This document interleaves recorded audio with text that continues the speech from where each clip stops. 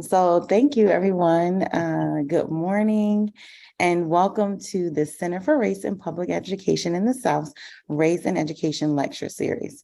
My name is Dr. Wintry Foxworth Johnson. I'm an assistant professor in the Department of Curriculum Instruction and Special Education and a faculty affiliate of the Center for Race and Public Education in the South. As we begin today's lecture, I want to just kind of take a moment to pause and acknowledge and pay respect to the traditional custodians of the land that we here at UVA are and in Charlottesville are on today, the Monacan people. Our acknowledgement of the Monacan Nation reflects our commitment to a culture of inclusion by honoring those who were here first and dispossessed, but whose continued presence is important to our future. We also acknowledge and pay respect to the individual lives of the African peoples who were sold and held in enslavement here. These enslaved peoples built and sustained the everyday life of the University of Virginia. These acknowledgements are but one form of public intervention, but symbolize a necessary step toward honoring the Monacan people and enslaved laborers.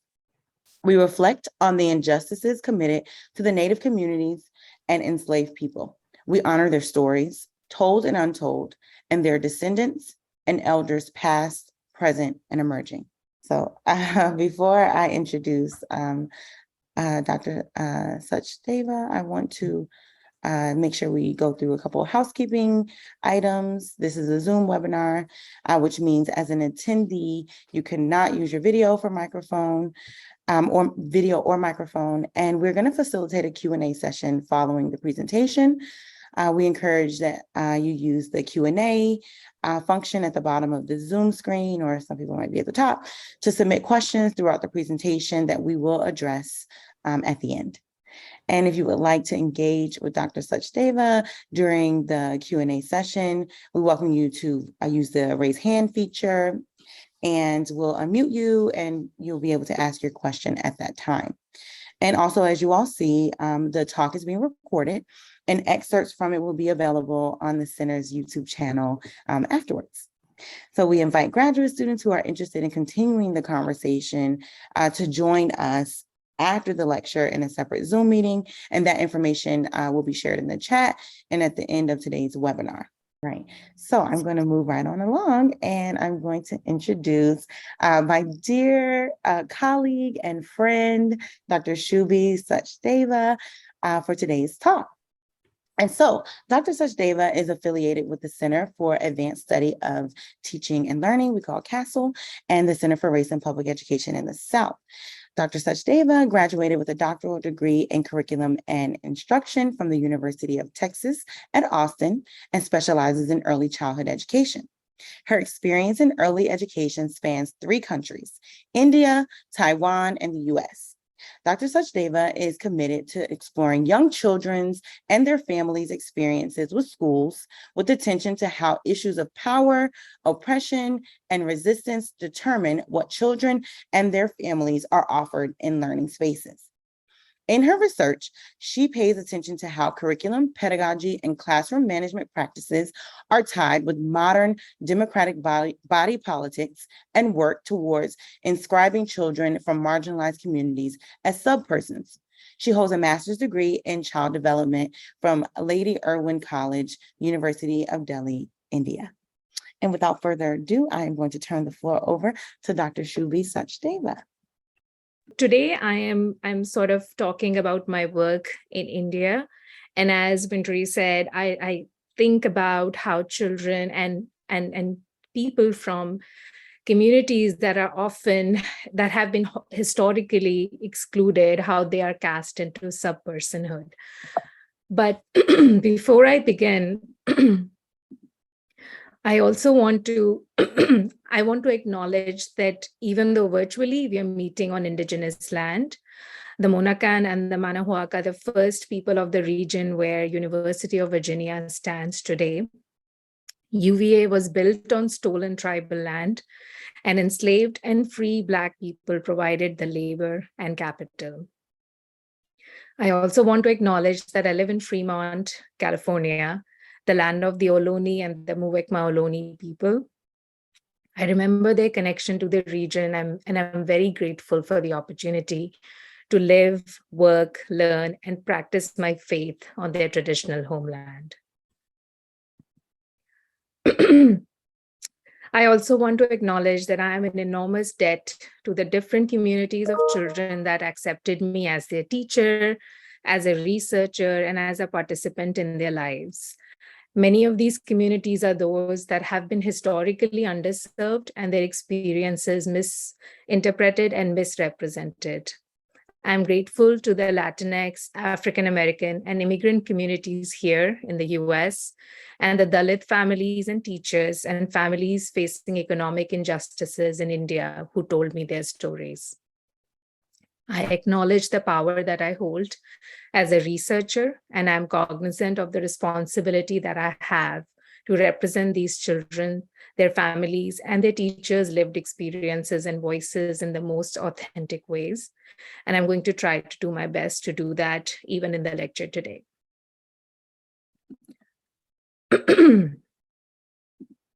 So at the heart of my work and this lecture today is this question of how early childhood educational practices and ideas and constructs like school readiness that seem to be, for public good, they're not really a transparent public good, but basically mechanisms to educate young children in differentiated ways as humans or as others. The educational practices around school readiness that children experience in school are claimed as an effort towards ensuring that all children are successful and live happy, full lives. But what happens in reality is that these children are being made ready to take up their pre-decided positions in the society as either persons or as subpersons. And for this, I'm using Charles Mill's theory of racial contract, and I'm also using Ambedkar's work, who was a Dalit scholar from India. And I use Ambedkar's work to theorize about caste, and Ambedkar helps me to position India in the context of Mill's works. It helps me to situate race, these entanglements of race, post-colonization, and caste and class systems in the context of India.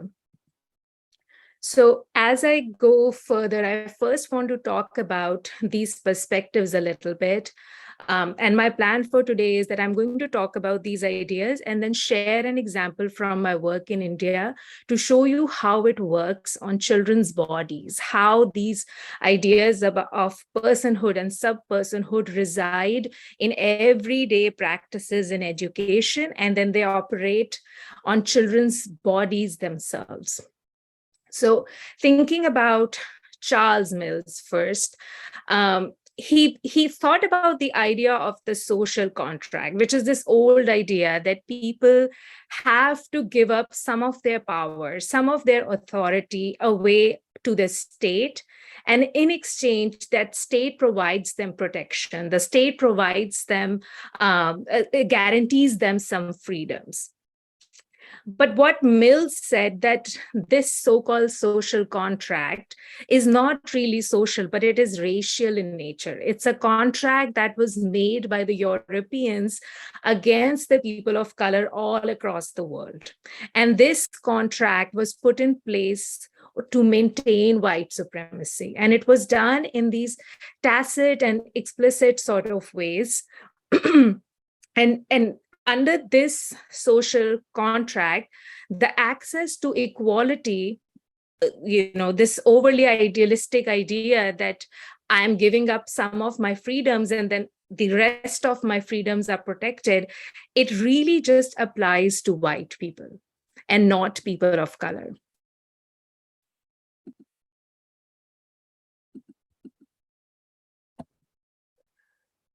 So Mills helps us to think that this social contract is not really a social contract, but it is inherently racial to begin with.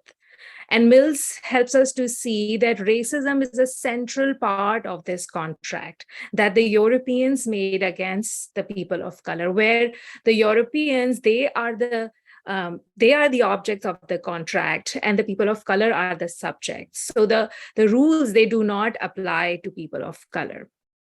And this contract that is inherently racial in nature, it just guarantees privilege and power to white people and not people of color. So Mills calls it a racial contract. So what we are living in this world is essentially a racial contract. And what it ends up doing is that it categorizes human beings into these two distinct groups, persons and subpersons. So this contract, it has white people, white men as the signatories and objects of the contract, who are seen as equal, who have the rights, and therefore are considered full people, full persons. But people of color, they are the subjects of the contract, and they are seen as subpersons who are not deserving of the same rights, the same freedoms, the same privileges. And this system is built by justifying why these people do not deserve all those freedoms. So they have to constantly prove why they should not be in the subpersonhood category, while those who are considered full persons, they are constantly telling them, oh, once you do this, then you can be a full person. Once you get an education, then we can give you all the rights. That's how you get all the rights and all the freedoms. So they are constantly changing these rules and constantly reinforcing, enforcing, holding this line between subpersonhood and personhood. And the onus of proving that the subpersons are not really subperson is on the subpersons, but the rules are made by those who are considered full persons. So that line constantly is upholded between these two groups. And how this contract operates is through this epistemology of ignorance. So what Mills says is, thus, on matters of race, the racial contract prescribes for its signatories an inverted epistemology, an epistemology of ignorance, a particular pattern of localized and global cognitive dysfunctions, which are psychologically and socially functional, producing the ironic outcome that whites will be unable to understand the world they themselves have made. So the world that the white people created, they themselves do not understand that world. They do not believe in the idea of equal rights for everyone because they enjoy it, but they fail to see how people of color do not have the same freedoms that they have. And they are considered deficit, and therefore the subpersons who do not have those freedoms, they are seen as people who don't even deserve those freedoms. So if you are a subperson, if you are not a full human, then you do not deserve all those freedoms that I have. And this is how the epistemology of ignorance operates. So the world that was created by these white people, they don't themselves understand that not everybody experiences the world in the same way that they do. And what I am thinking about, the way I think about this in terms of educational policies and especially early childhood education, is that the epistemology of ignorance, it works through these larger international early childhood development policy discourses, or these ideas around quality early childhood, which are seen as a panacea for all injustices and all social problems of the world, where we think that only if children get these kind of early childhood experiences would they be able to experience full personhood. So these policies, these ideas, they constantly maintain this line between personhood and subpersonhood. And in terms of if we think about it in a more global sort of a way, Mills helps us to understand how racial contract operates on a more global scale. So he says the European conqueror brings order, foresight, and security to a human society. Though ardently aspiring for these fundamental values, without which no community can make progress, still lacks the aptitude to achieve them from within itself. With these mental and material instruments which it lacked and now receives, it gains the idea and ambition for a better existence and the means to achieving it. We will obey you if you can succeed in convincing us of the superiority of that civilization of which you talk so much about. So this is how racial contract operates on a global scale in countries like India. Colonization created this narrative that colonizers, they brought order, rationality, modernity, civilization, religion, and education to savages. These ideas, they continue to be maintained through the globalization in this post-colonial world that we live in. The oppressors created a world where all resources and knowledges, they are concentrated in the global north. The colonizers' knowledges and the ways of being in the world and the ways of understanding the world, they then become aspirational. And then they are enforced through white supremacy. And this continues to happen in a neo-colonial sort of a way. And racial contract, Mills helps us to see how it operates on both spaces that individuals occupy and on individuals themselves. So a space must be normed and raised at the macro level, entire countries and continents, and at the local level, city or neighborhoods, and ultimately even the micro level of the body itself, the contaminated and the contaminating carnal halo of the non-white body. So since the spaces that subpersons exist in are considered alien and strange, they have to be theorized about and made sense of. And this norming and spacing is done at a macro level, where we theorize about larger countries, neighborhoods, classrooms, and even on the level of the bodies, tiny little black and brown bodies. And these ideas of modernity, rationality, they sanction the naming and norming of these spaces and ascribing them as being dirty or unfit.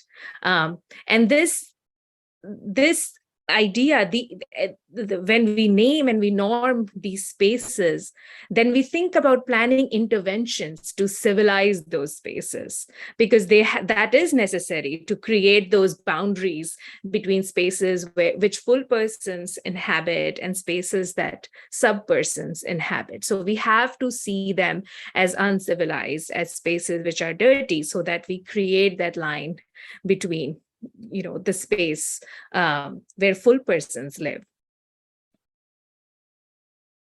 And now I'm going to talk a little bit about Ambedkar and how he thinks about caste. So just to give you an idea, if you don't know, the Hindu system is built on this belief that human beings were created unequal, and therefore they have to be treated unequally. A person is born into a caste and they die in that caste, and they go through life with privileges and status according to their position in that caste system. So if you are amongst the higher up caste, more privilege, more power you have, more resources you hold. And then people who exist outside of the caste system, they are considered the untouchables, and they have to live a life of humiliation, oppression, and they're forced to perform jobs that are deemed too dirty or too menial for anybody else to do. So historically, these were the people who were supposed to clean up dead bodies, pick up dead animals, pick up human waste, and they are considered outside of the caste system. So Ambedkar talks about the caste system as being a system where there are these varying degrees of inequality, and each caste group has graded amounts of rights and freedoms. And these are maintained through endogamy, fixed occupations, a graded wage structure, forced stagnation of labor, prevention of any skill enhancement, and graded punishments to enforce the compliance within that system. Ambedkar also helps us to understand this creation of personhood and subpersonhood through a lens of caste in India. His work helps us to place these ideas of pollution and purity as sanctioned by religion in India that create these boundaries of who could be a full person and who cannot. So I use these frames to make sense of school readiness experiences of children in India. And I specifically look at how children's bodies are entangled in this racial contract, which is negotiated by the larger colonial nature of class and caste structures in India, specifically in Delhi. So how children's bodies get normed and spaced from a very early age, and how they are how they get reinscribed as persons or as subpersons starting from a very early age. So before I get into the example that I'm going to share, I think it's important for me to share the method that I use so that you're able to see what I do and place place my the example that I share in that method.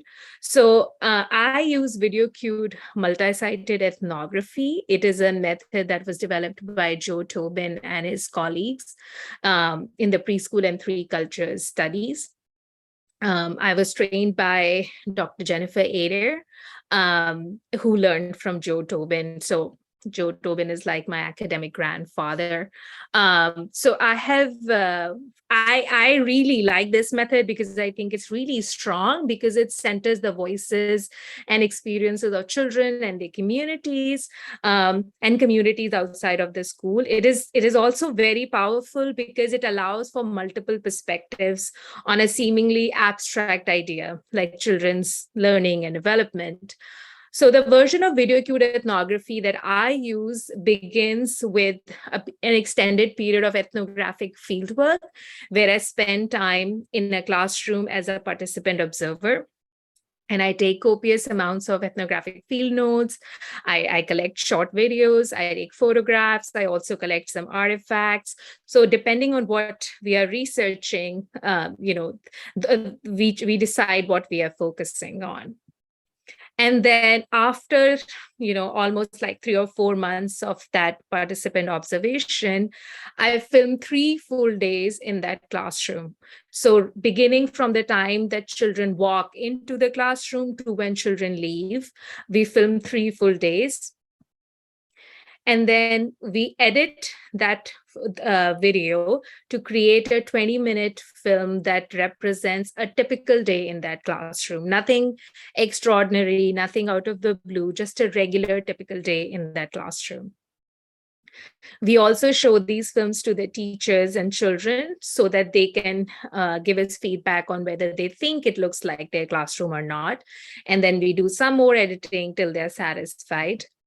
And then afterwards, we take these films and we use them as cues for focus group discussions with parents, with groups of parents, teachers, children. And we also take these films outside of that school community and show it to different groups of people and ask them questions around the area of interest for their particular study.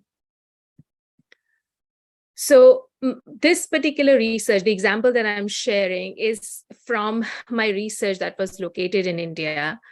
I worked in 2 preschool classrooms. It was a comparative multi-sited video cued ethnographic study. It was located in 2 preschool classrooms in Delhi, a private preschool and a non-profit run early childhood center. I spent 8 months over a fall and then again summer collecting data in these 2 classrooms. So the private preschool, it caters to high-income families.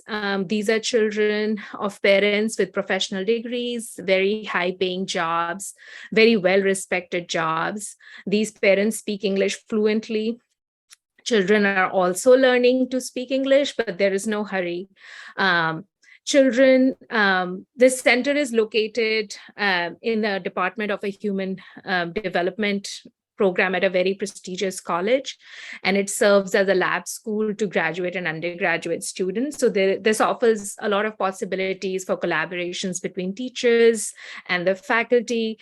The teachers here in this preschool, almost all of them have master's degrees in early childhood or child development or special education.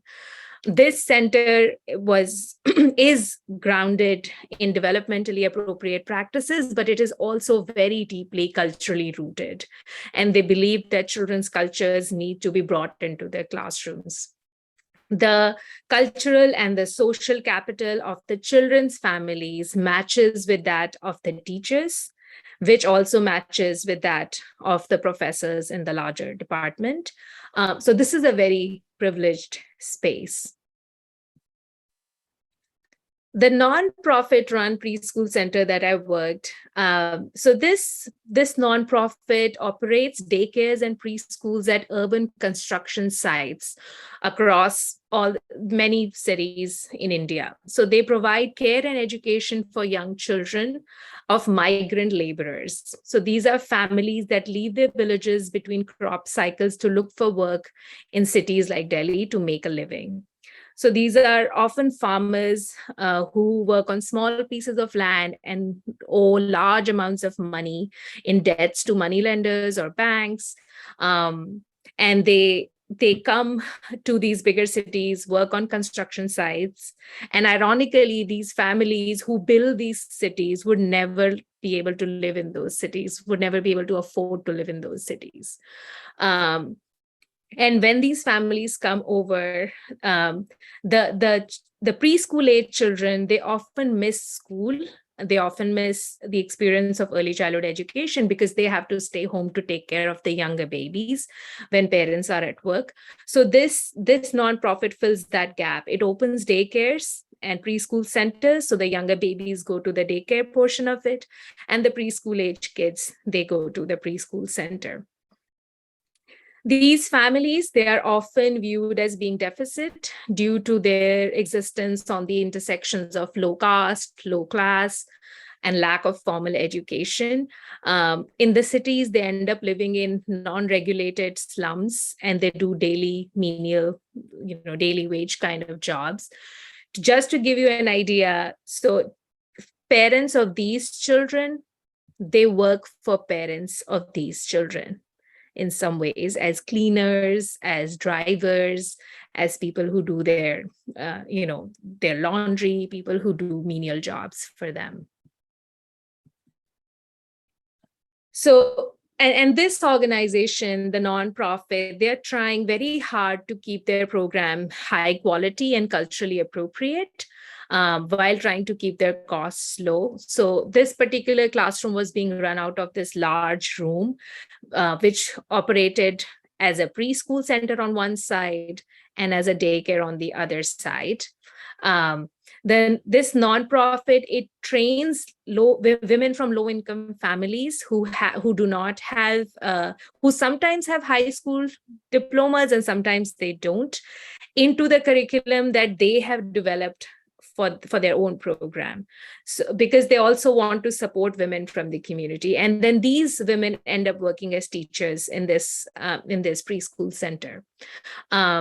So the social and the cultural capital of the families does not match that of the teachers, who are slightly higher than them in their social status.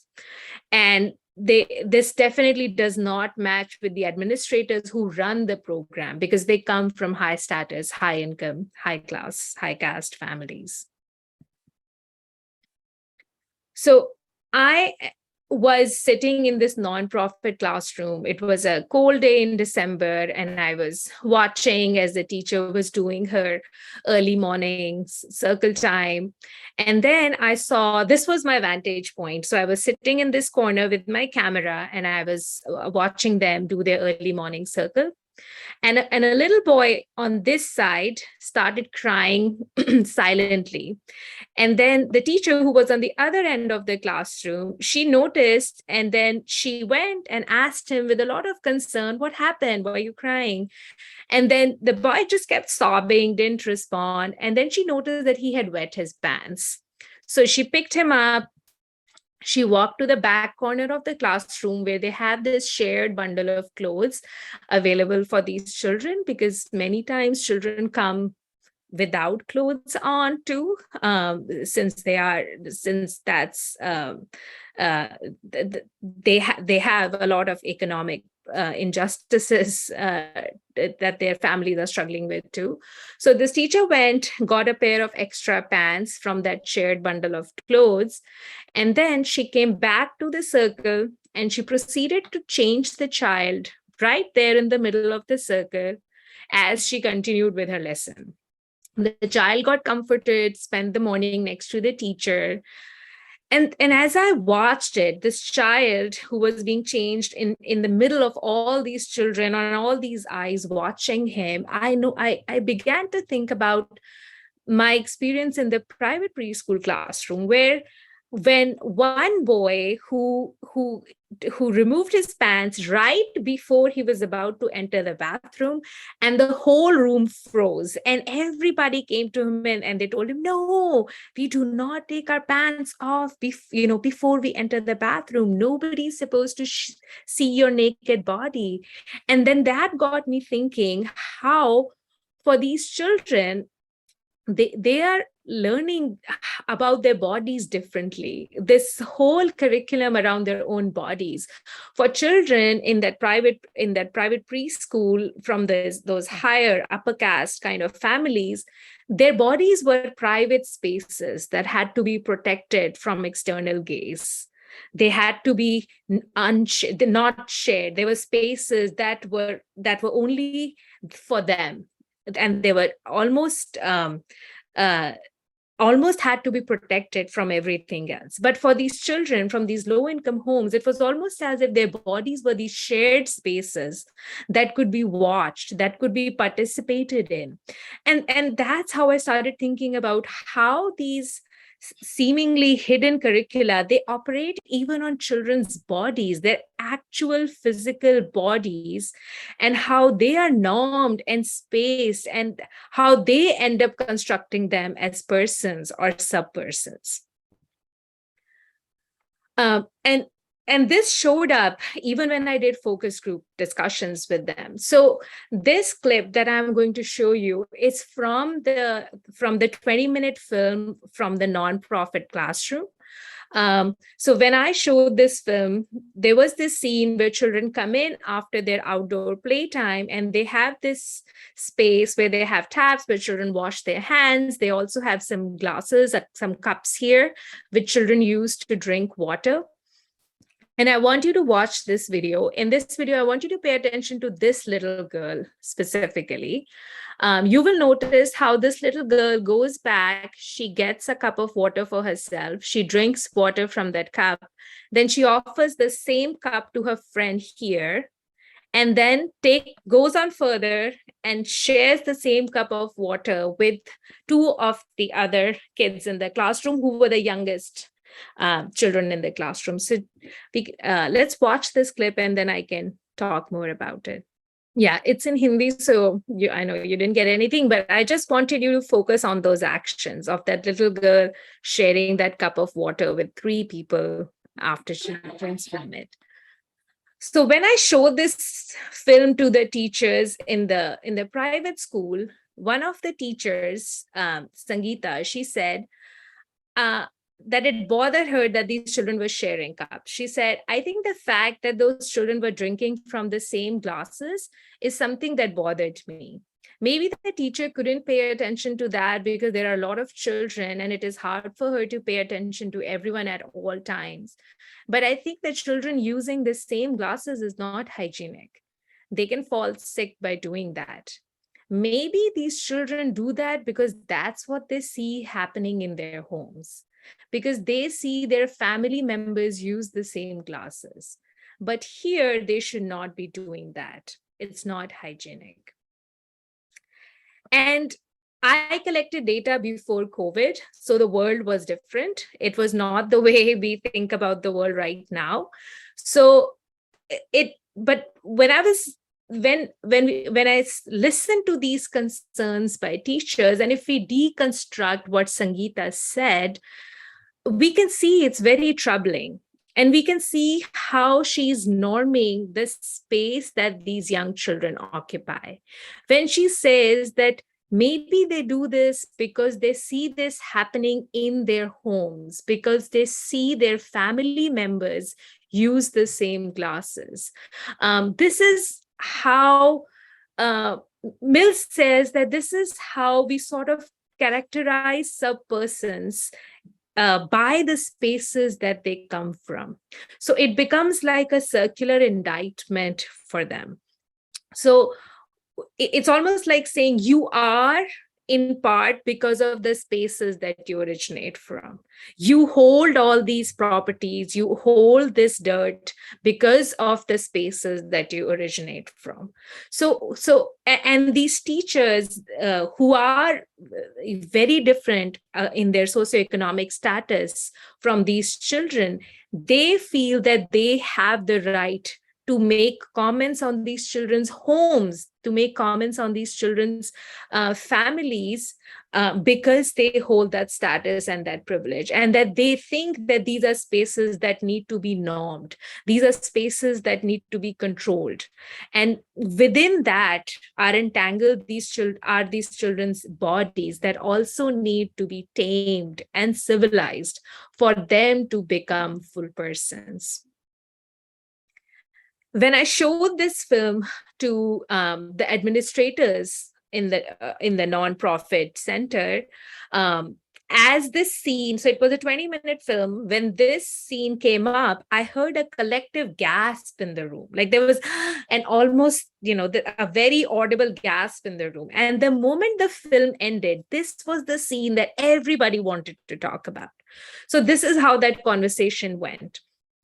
Lata, who is the early childhood programs coordinator in that nonprofit, she said, it was interesting to watch this film. Obviously, there are things from the ECD perspective that were happening that shouldn't be happening, that we need to change. This film shows us what we are doing well and what we need to change. So I probed, like, what things, which things shouldn't be happening? And she said, like, children were sharing those glasses, drinking water from the same glasses. The scene where the girl drank water from one glass and then took that glass and helped two other girls to drink from it, that should not be happening. And then Priya, who is their developmental coordinator, she said, yes, we need to think about that. It is not hygienic. Children can fall sick this way. But we understand that it is hard for the teachers to keep an eye on so many children. And Madhu, one of their colleagues, offered a suggestion. And she said, maybe we can ask the teachers to fill the glasses and put them in a tray and take it around the room so that they can make sure children are not using the same glasses. That would be more hygienic. Lata, Priya, Madhu, all these people, they are trained in developmental studies, early childhood education, child development. So when Lata used the phrase ECD perspectives to justify what she thought was wrong with that space, what needs to be corrected, what needs to be normed, they're using language that they borrowed from these larger discourses in early childhood. And they see that as the truth. Her use of the word obviously presents how these discourses, they just become common sense. And then words like infection, hygiene, they're used to justify practices that are prescribed by places of power. She was just a 3.5-year-old who could fill up her glass, drink water on her own, and then offered it to her friend. She She saw that they needed it and she offered it. But nobody talked about the amazing capabilities of this 3.5-year-old. Nobody saw that she took initiative. She acted civically without being told to do so. All of that got erased. And only thing that was left and was discussed were these practices around these children's bodies. And now I'm going to show you another clip. This is also from the same classroom. So this is after they've had their lunch. Children, they lay down for a nap.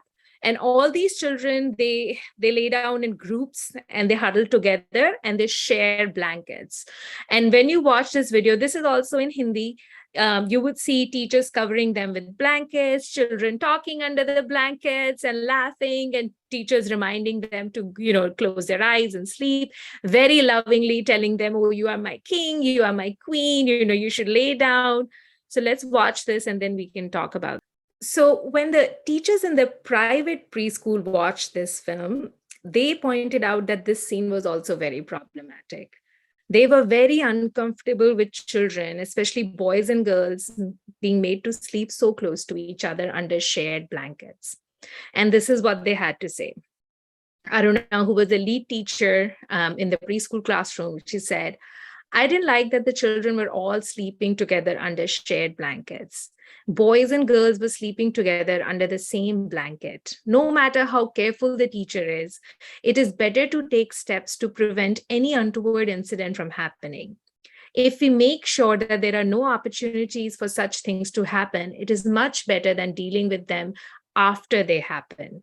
I understand that they are a nonprofit, so they don't have enough funds, so they have to share blankets. But I think teachers should have girls sleep on one side and boys sleep on the other side. Veena, who is also a teacher in the private preschool classroom, but she had worked as a teacher in the same nonprofit during her early career, and she understood that nonprofit a little bit. She said, but Aruna, many of these children are brothers and sisters. They might like to sleep next to each other. They would prefer to sleep next to somebody that they know, whom they sleep next to even at home. But Aruna wasn't convinced. And she said, yeah, I agree. But at home, there are fewer children. And here there are so many. It would be safer to have girls and boys sleep separately. Even at home, we teach our children that they can't sleep next to each other after they are 4 or 5 years old. So these ideas that these teachers are presenting, even when Aruna said that it is possible that they're siblings, and which is true because this nonprofit caters to a wide age range. There were many groups of siblings in that classroom, and she said that they would like to sleep together, but Aruna wasn't convinced, and she did not think that it was the right thing to do, and she thought that children need to be separated because that's how it happens in upper class homes like hers. The ideas that these teachers presented as being right, as being the only way, they're coming from a place of power. They believe that these practices should look like how they look like in upper class homes, which are seen as more civilized spaces. This belief gives them the right to theorize about this space that these children were occupying, and not just their classroom, but their homes, their bodies. So these spaces were seen as being defective, and therefore in need for external intervention to be redeemed. We have to correct these practices in the classroom. We have to correct these practices even in their homes. And then only these children can become full persons. And the examples that I shared so far about how children's bodies are normed in early education spaces, these were more subtle. They were more disguised in the language of developmentally appropriate practices, germs, appropriateness, and therefore can sometimes feel innocuous at first. But I also heard these very blatant ways in which these children were treated differently. So I heard from mothers from low-income communities when they shared things like The teacher makes my child sit at the back of the classroom because he's not from a well-off family. They think we do not care about our children's education and that our children won't amount to anything. I see the teacher hug other children, hold their hands, touch their heads lovingly, but I have never seen her do that to my child. Never. They think our children are dirty. They don't want to touch them.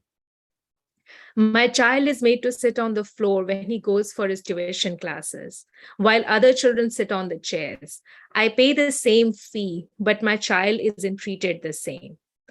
These are mothers who are from low-caste families and communities, and they see the difference in how their children are treated.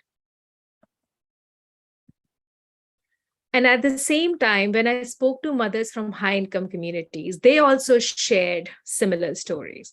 They said, my child's elementary school has a 25% reservation for low-income families, but I have seen that these families aren't treated the same. The children have to use the back gate to enter the school because the school does not want these children to be seen or mingling with normal children. My daughter does not want to be friends with these children. She says they are not like us. They are dirty. They don't talk the way we talk. These children are in the same classroom, but they're not really a part of that classroom. They sit together in one corner. They are friends with only their kinds.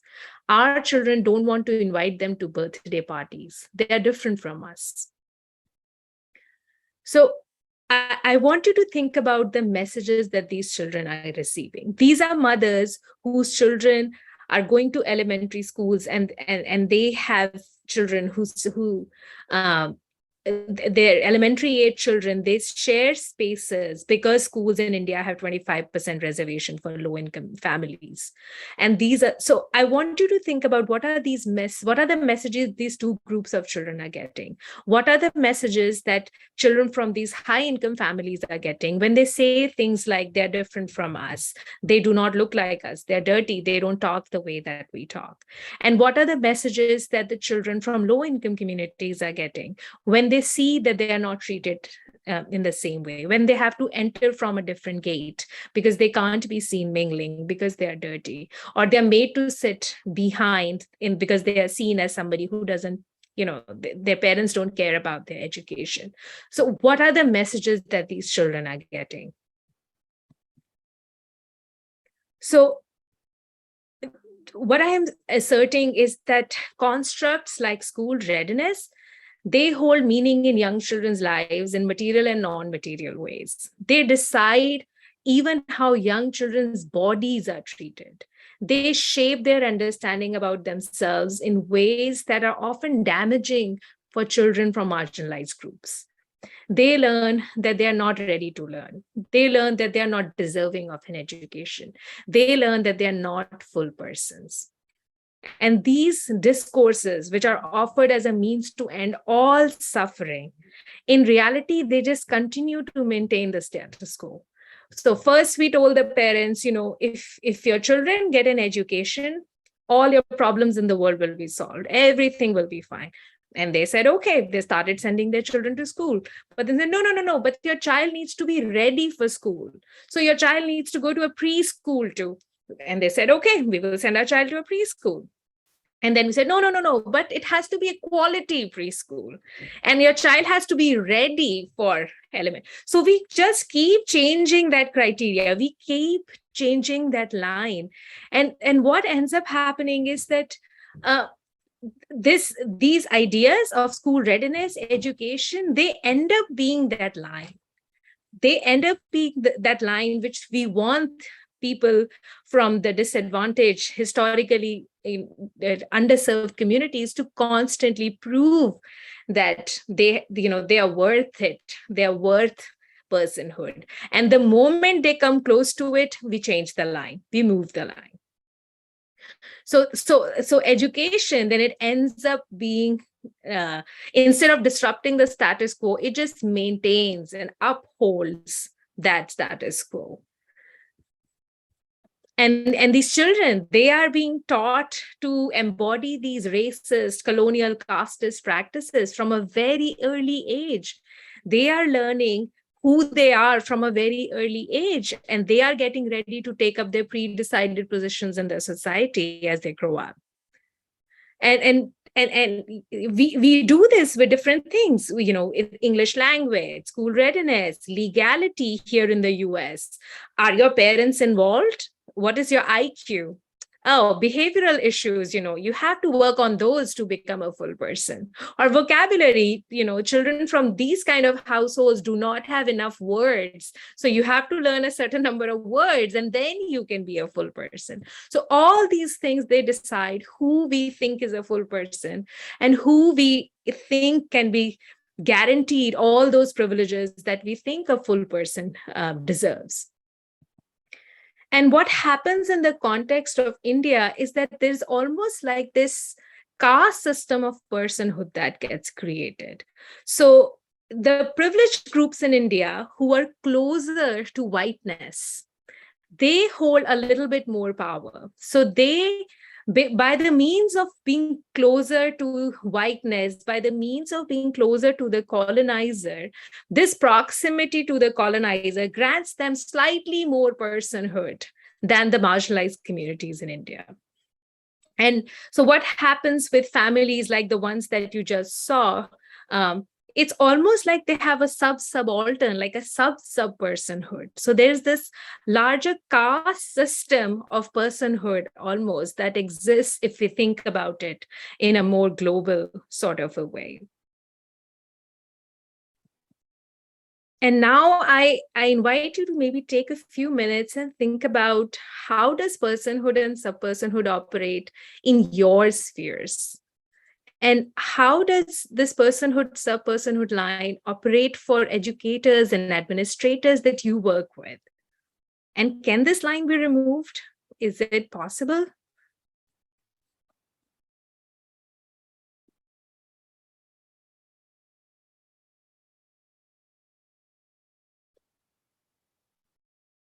And I want to end at that. Thank you.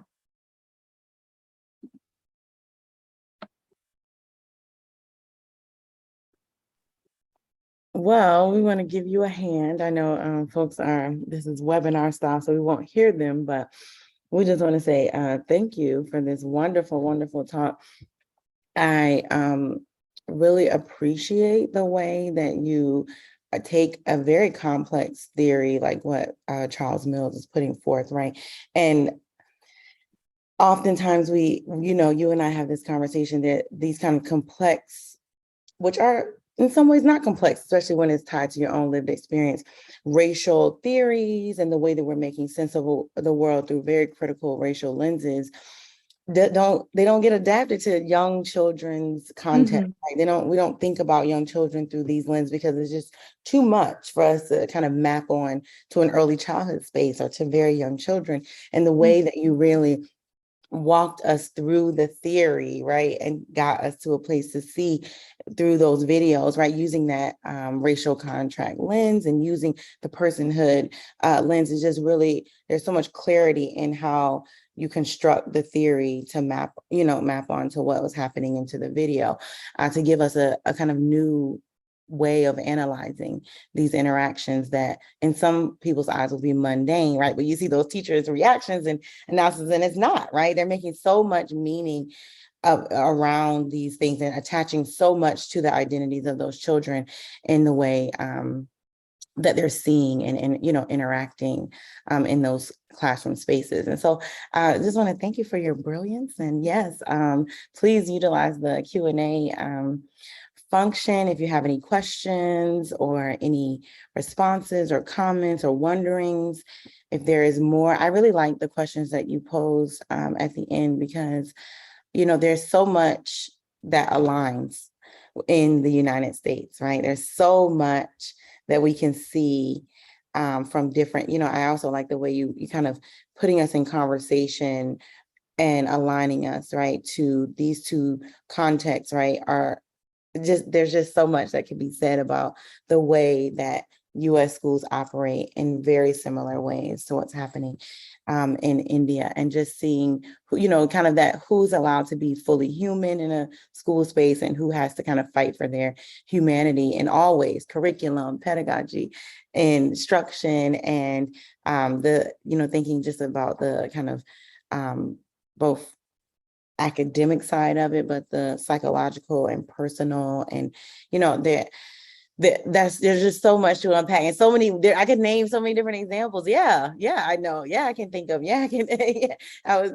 It's easy to roll off. Like all these different scenarios where children of color are really advocating, even at young ages, advocating for themselves to be seen, right, and to have their ways of life and their practices affirmed and not denied in school spaces. So we appreciate your work. And I see a hand raised. So we're gonna turn it over to Diane Hoffman has a question, and someone is going to unmute you, Diane. Hi, everybody. Thank you for just a really fascinating, wonderful talk, Shubhi. It resonated in so many ways with a lot of things that I've been interested in for so long.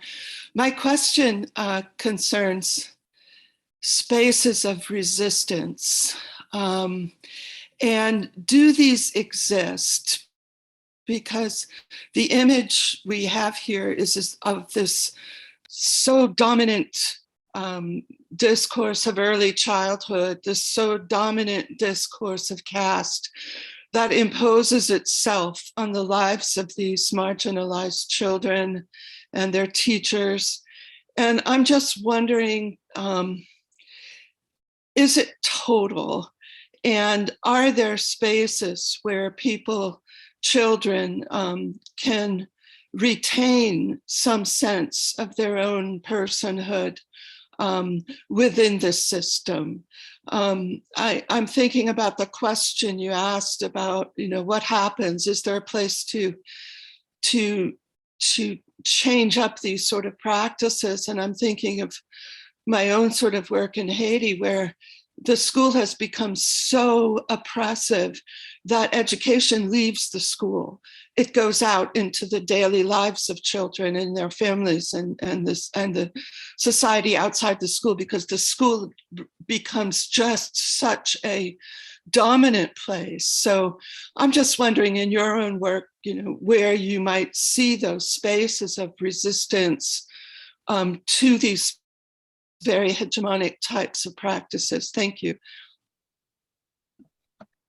Thank you, Diane, for that question. And yes, I do think about resistance. And I think, as Mills also reminds us, that, just by naming is also the first act of resistance. When we name that, white supremacy exists and this is how it's operating, that also becomes an act of resistance in itself. So I think being able to identify is resistance. But I see young children resisting every day. Many times we think of that as misbehavior, but they are resisting, they're claiming space. So when I see those children under blankets and then, talking, I see that as resistance. And when they choose who they want to lay next to, I see that as resistance. And even when all these people talked about those practices as being, however they talked about those practices, unacceptable, uncivilized, however they were talked about, these children continue to do that. These children are continuing to care for their friends. These children are continuing to hold hands of their friends as they walk in. So I think there are those smaller spaces of resistance that we see every day. And I think many times they get labeled as misbehavior. But I hold a lot of hope in that, that in young children, because they continue to resist, when they hide things from us or when they do something that they know is not supposed to be done. I think that's how they resist. We have another hand raised. It's me? Yes. Yeah. Dr. So Hall. excellent talk, Professor. I really enjoyed that.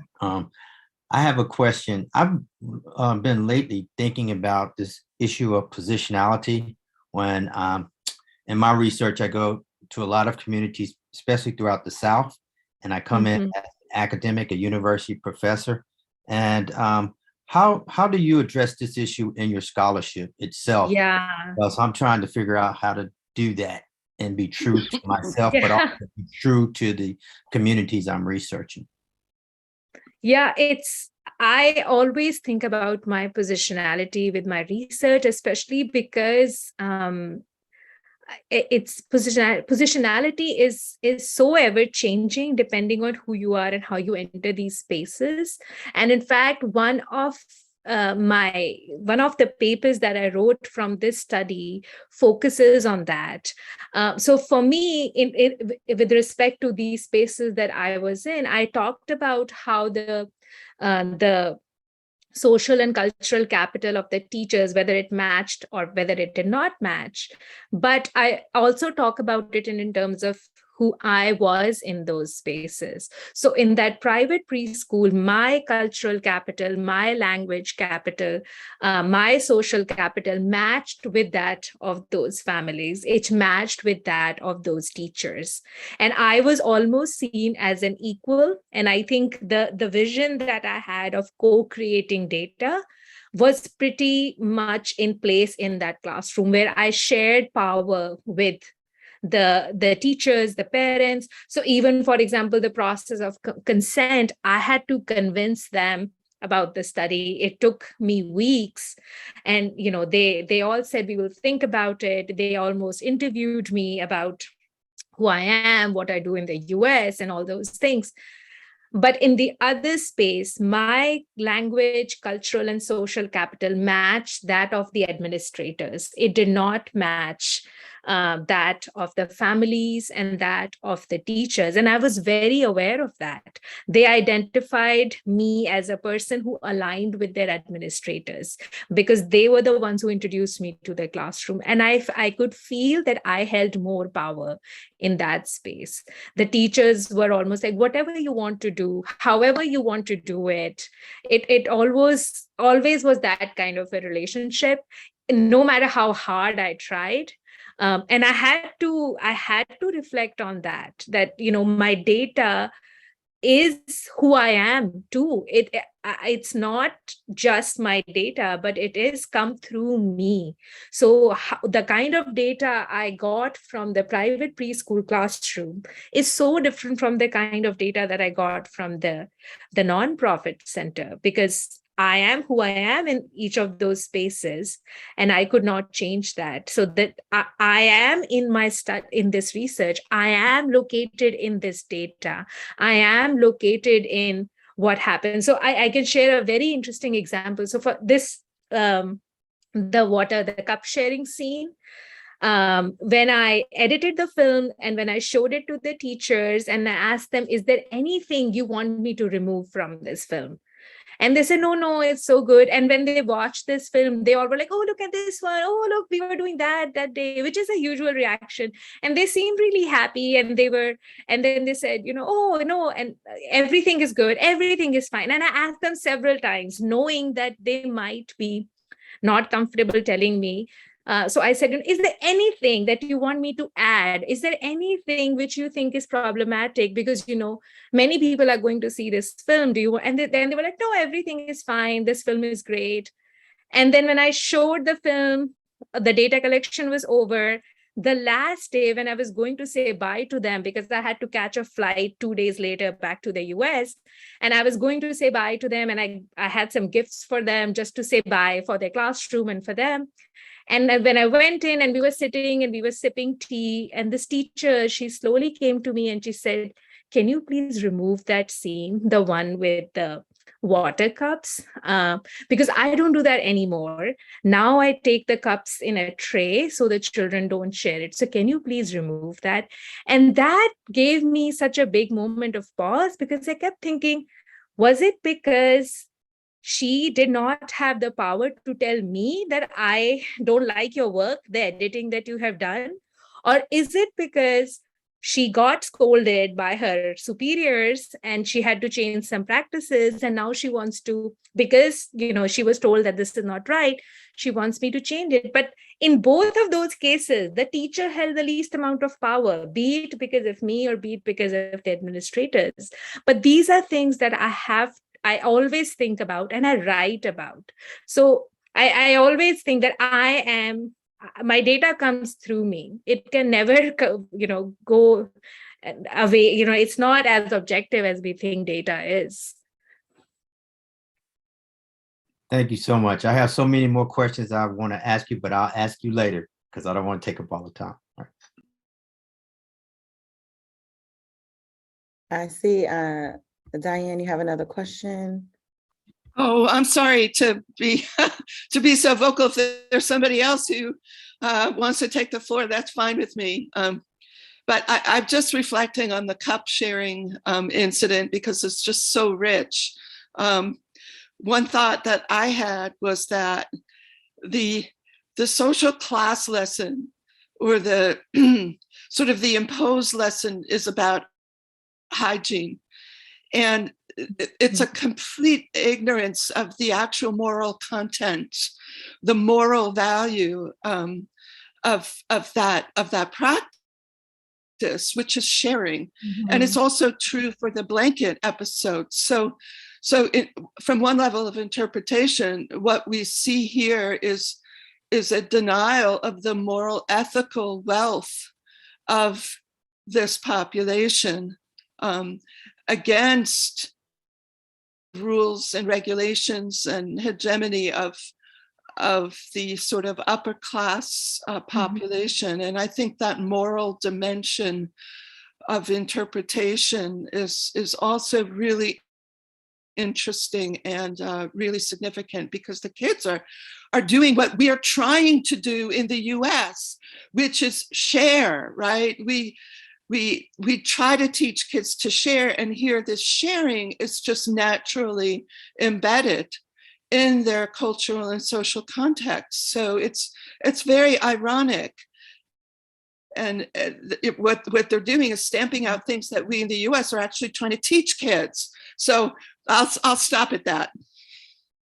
Yeah, I think, Diane, sharing has to look a certain way, right? That's the idea, that it has to look civilized. It has to look how we think sharing should look.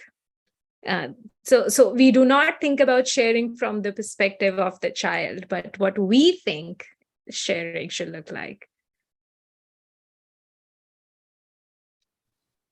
Yes, absolutely. Yes. Mm-hmm.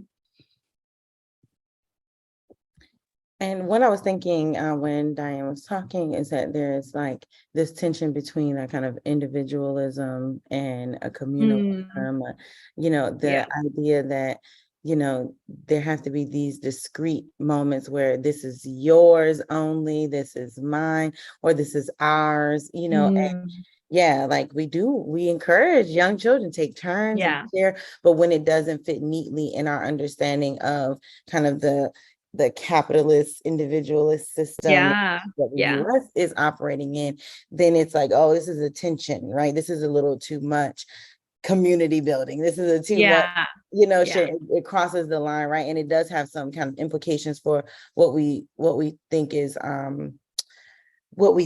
proper, but also goes against this idea that we, and all of the things, right, where achievement is individualized, where, intelligence is this inherent internal thing, where all these different markers, development is not about, a lot of people are not contextualizing still, right? Development. They think early childhood, did you meet the markers? Can we assess you? How many letters do you like? All that is very individualistic. It's not about the kind of community that you've built where children are engaging with each other's ideas, let alone their personal space, let alone their belongings, let alone their drinks, it is this very kind of rigid individualist operation, even as early as, in preschool.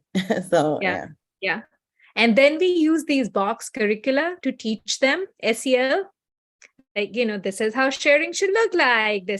But we erase the ways that children bring with themselves. We erase their own ways of being communal with their, and I always wonder why we see, I'm sure all of us have seen who have worked in schools, the young ones, the 4, 5, 6-year-olds who are so like, hey, that's so not fair. Hey, that's not right. And then why does this go away?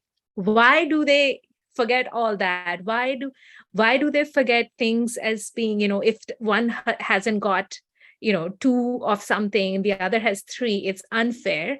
But then why do they lose all that? Because we fill it up with box curricula instead of nurturing those communal ways that they have of genuinely learning to be with others. Which is often a cultural thing, which is like rooted Yeah. in families and their history. Yeah. And kind of the nature of people overcoming colonialism in one context, overcoming historical marginalization in the United States, right? And just thinking about like, well, this because because I think one of the questions at the end, I can't remember it now, that you pose is like, why can't we kind of do this well and sustain this, is because the very nature of schooling is built on children operating against children of color, operating in opposition to what is natural in their communities, what has historically been built in their homes. That they're at odds, right? Often, of course, there are pockets where people are resisting and kind of doing this kind of fugitive educational work, right? There are people who are doing that work. And I'm not saying that all schools are like this, but very often, right, you have to deny some of yourself in order to conform to what the school is asking you to be and do. And so I definitely, I think it is so much more complex than just like, once again, it's kind of individualist looking at like that child is doing that thing, but it's so much tied to who they are beyond the walls of that classroom. But then, and what you're saying, Wintry, about the education system being tied to these colonial racist practices, I also think that even within communities, they are not immune from these larger colonial racist powers, right? Like, we want our children to succeed.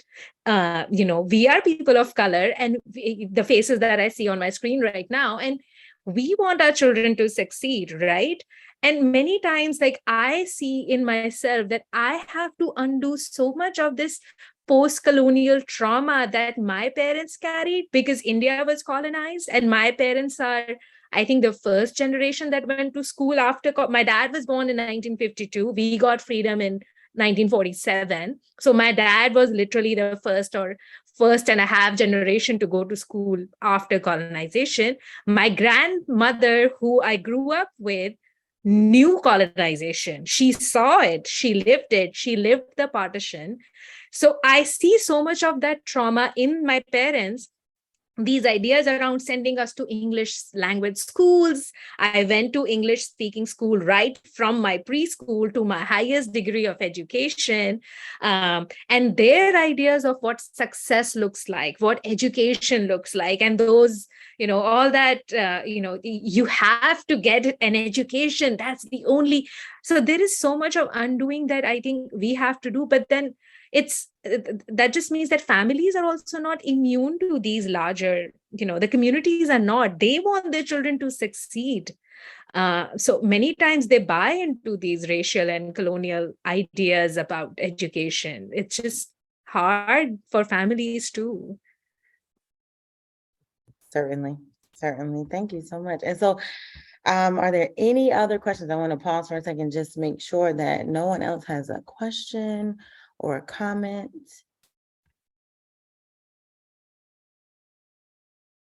Are there any final words that you want to offer us, Dr. Sachdeva? Anything you want to leave us with? I don't know. I think I've already spoken a lot, but I have one more question I want to ask. Dr. Sachdeva, how do you deal with, do you ever have to encounter people asking, go back to your positionality again, engaging in this question of objectivity? Has that come up? Or it may not, based on where you submit your journal articles and the community that you talk to. And I asked for my own personal reasons because I've had this issue that I've had to struggle with in various communities as a scholar of color. I, yeah, I have, like I said, I constantly reflect on this, and the spaces where I send my work, I think about spaces that would be respectful to those kind of communities, and respectful to the kind of work that I do, because many times, in any case, qualitative work is not seen as, as rigorous as whatever. So I have to find spaces which see this work as rigorous, and therefore they appreciate and honor those ideas about researcher as being located in what they are doing, and how that affects, changes what they hear, what they see. So it's tough sometimes, but I don't think my work would be authentic if I do not reflect on those things. If I do not reflect on how I am seen and how I am perceived by the people that I interact with. And sometimes I think it's very helpful to, for example, many times when I was collecting data, the teachers in the private preschool mostly would sort of preempt, and they would say, like, in US you would do like this, but here we don't do this. And so they would almost sort of answer things from the perspective of a person coming from the US, even though I am from India, I have lived there. But they thought that because for so many years I have not been there, and it also gave me sometimes space where I would say things like, but if I show this to teachers in the US, this is what they would say, and then they would respond to it.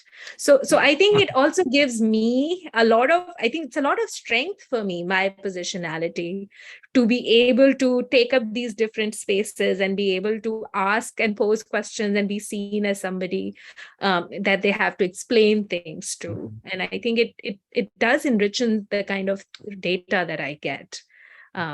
But sometimes it doesn't, because if I am seen as the person who holds power and who is judging them, then I don't get the authentic data. And I have to say that. I have to not be super, like, I know this is what they were saying, but say that I'm not sure. It could be this, it could also be this. Thank you so much. I've learned so much from you today. Thank you.